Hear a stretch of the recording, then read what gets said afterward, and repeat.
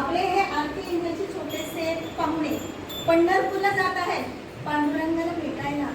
माहितीये आषाढी वारी काय असते ते? आषाढी एकादशी. आषाढी एकादशी जो पालखी दिंडी जी आहे ती संत तुकाराम महाराजांनी आळंदीहून सुरू केली. पायी वारी आळंदीपासून पंढरपूर पर्यंत पायी वारी चालू केली ज्ञानेश्वर महाराज आणि हे आपले जगद्गुरु श्रेष्ठ तुकाराम महाराज.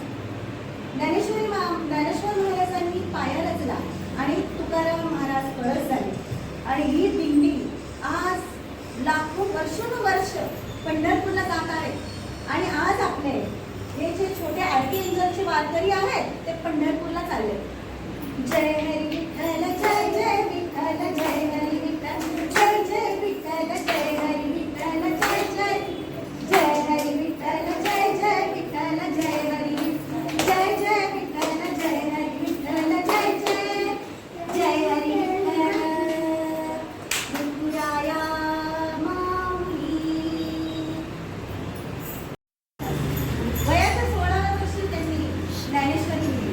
असे हे संत ज्ञानेश्वर महाराज. लोकांनी त्यांना खूप त्रास दिला तरी ते घाबरले नाही किंवा ते मागे हटले नाही. पांडुरंगाची त्यांनी खूप सारी भक्ती केली आणि त्या भक्तीत तल्लीन त्यांनी ज्ञानेश्वरी लिहिली. चांगदेव हे त्यांना खूप गर्व झाला होता. त्यांना खूप ज्ञान होतं आणि इतके ज्ञानी होते ते चांगदेव.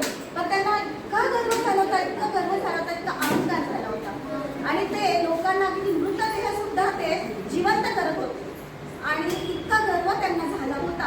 आणि लोक शेवटी नंतर पहिले त्यांचं सगळेजण नामस्मरण करत होते आणि नंतर ज्ञानेश्वर महाराज माऊली माऊली ज्ञानेश्वर महाराज माऊली माऊली असं लोक करायला लागले आळंदीमध्ये. आणि मग चांगदेव म्हणाले हा कोण ज्ञानेश्वर आहे?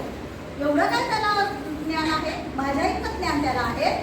तर ते म्हणाले की मी नाही, मला त्याला निरोप पाठवा आणि त्याला भेटायला बोलवा. तर मुक्ताबाई म्हणाली दादा चांगदेव तो चांगदेव आहे ना, तो स्वतःला खूप शहाणा समजतोय.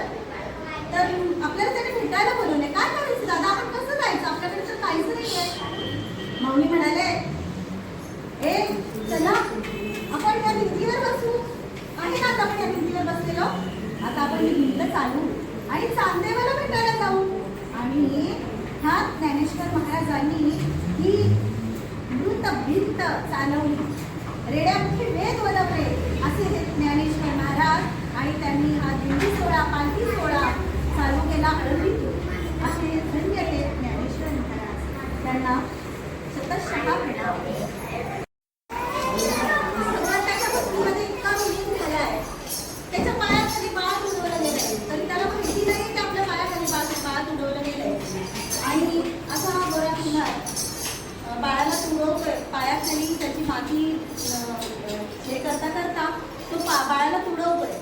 आणि आता त्याची पत्नी आली आणि तिने पाहिलं की बाळ आपलं कुठं गेलंय आणि बाळ पायाखाली गेलंय, बाळ मृत झालंय.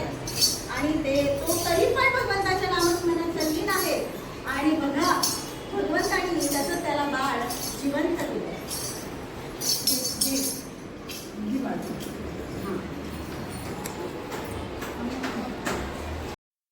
तुकाराम महाराज आणि यांनी एवढ्या गाथा लिहिल्या.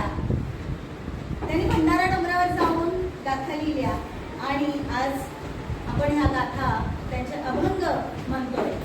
तुका झाला आभाळा एवढा. त्यांनी ज्ञानाचा प्रसार केला असे हे काही नागेंद्रनाथ महाराज. संत जनाबाई जात्यावर ओढ्या गाते आणि ओढ्या गाता गाता भगवंताचं नामस्मरण तिच्या तोंडातनं अकस्मात येतं आणि ती इतकं सुंदर नामस्मरण करते. भगवंताची भक्ती ती कायम सगळं काम करताना भगवंताच्या भक्तीतच ती तल्लीन होत असते आणि ती खूप काम करत असते. आणि भगवंताला ती दया येते आणि भगवंत तिला जात्यावर ओढ्या म्हणायला आणि दळण द्यायला मदत करतो. तिची सगळी कामं करायला हा भगवंत तिथं तिला मदत करायला. पंढरीचा पांडुरंग.